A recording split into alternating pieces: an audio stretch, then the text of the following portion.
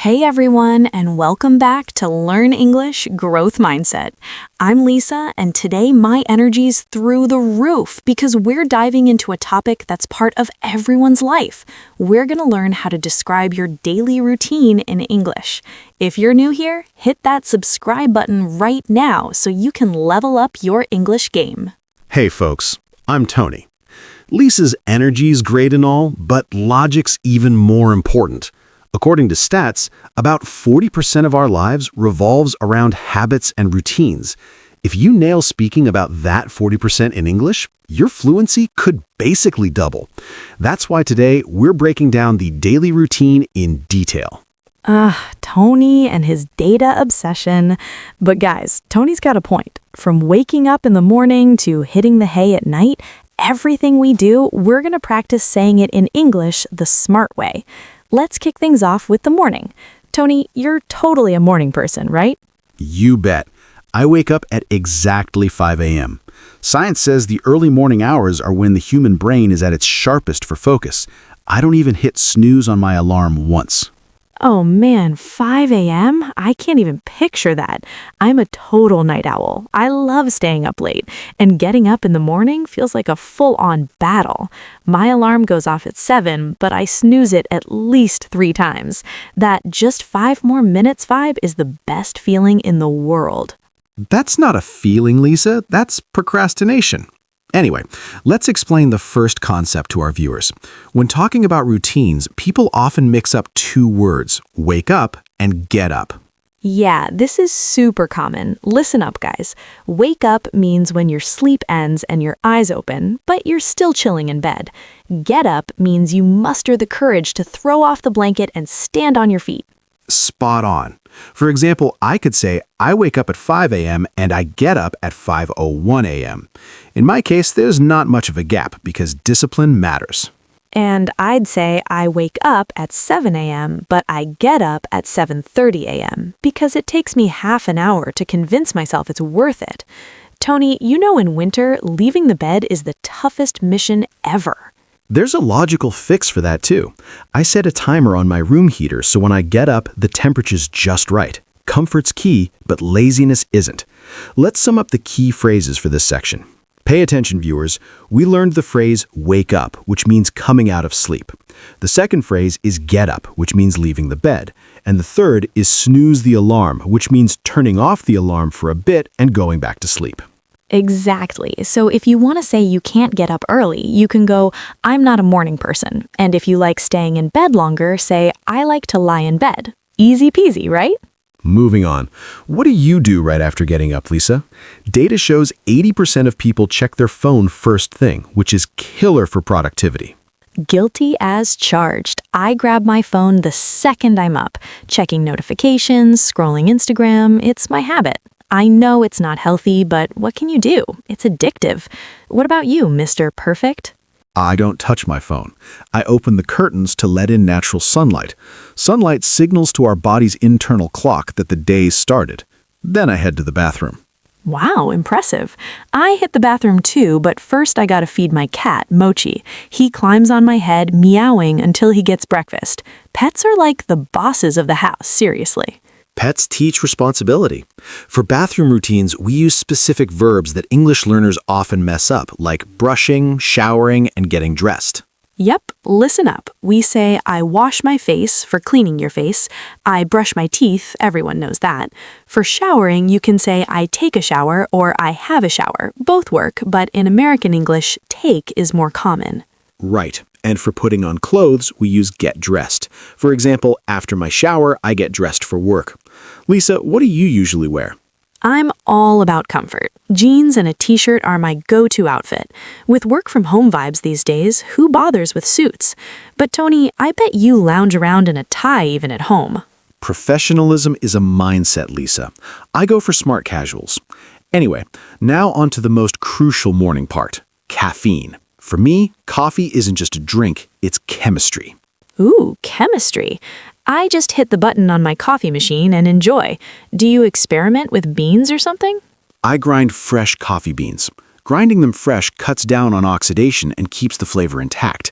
Then I make an espresso and froth the milk. The whole thing takes 10 minutes, but it's worth it. 10 minutes just for coffee? In that time, I could boil tea and drink it. I'm more of a tea person. I boil some water, toss in a tea bag, and milk. A hot cup of tea in the morning makes my day. Cultural thing. In India, tea's an emotion. In the West, coffee's fuel. What's your breakfast deal? I don't do heavy breakfasts. Toast or yogurt does the trick. We call that grabbing a quick breakfast. Use this when you're short on time. I bet you count your calories, Tony. You know it. Oatmeal and protein. A balanced diet fuels a productive day. Let's wrap up this section so viewers can jot it down. Key phrases to note. Get dressed means putting on clothes. Make coffee or brew coffee when you're preparing it. If you're eating in a rush, say grab a breakfast. And yeah, if you're like me and love tea, say I prefer tea over coffee. Drop in the comments if you're team tea or team coffee. The Learn English Growth Mindset community wants to know. Nice. Now we're out the door.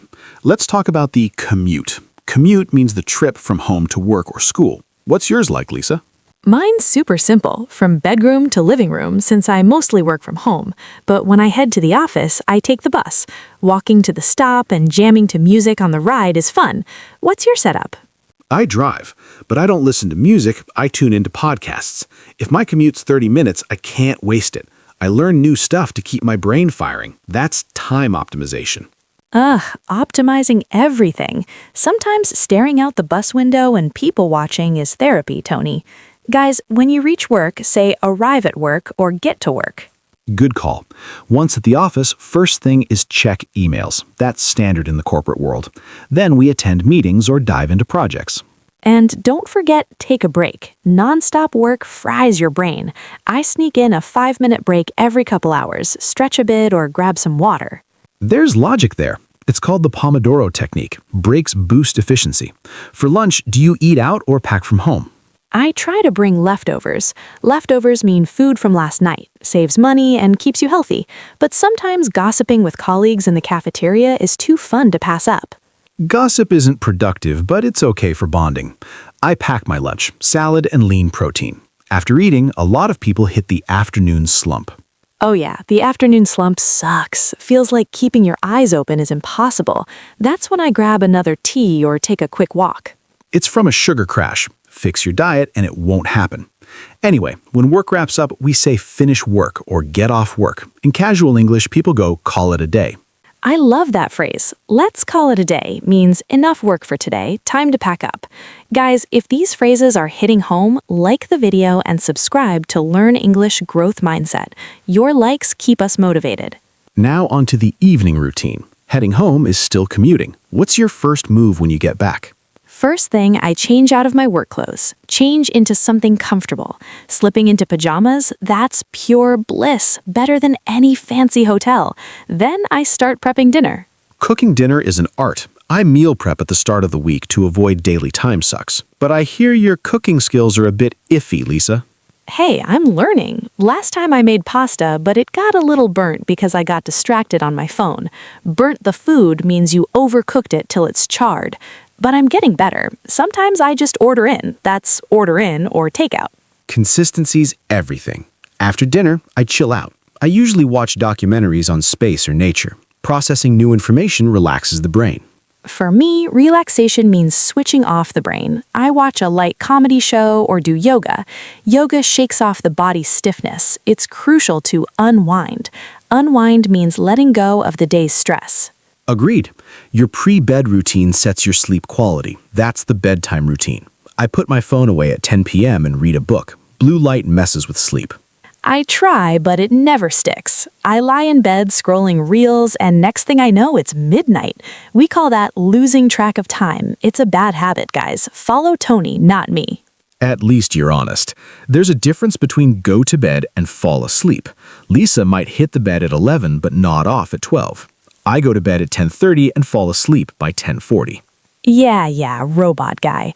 Guys, fall asleep means actually drifting off. So if you're tossing and turning, you've gone to bed but haven't fallen asleep yet. Right. Let's quickly touch on the weekend routine too. Weekends shake things up. Thank goodness for weekends. On Saturday, I sleep in. Jot this down, guys. Sleep in means snoozing past your usual time. No alarm, no worries. I stick to my wake-up time even on weekends. Gotta keep consistency. But yeah, on weekends, I run errands. Errands are those little tasks like grabbing groceries, hitting the bank, or doing laundry. Boring. I hang out with friends on weekends. Hang out means chilling and having fun without a plan. Or I catch a movie. Sundays, I relax to recharge for Monday.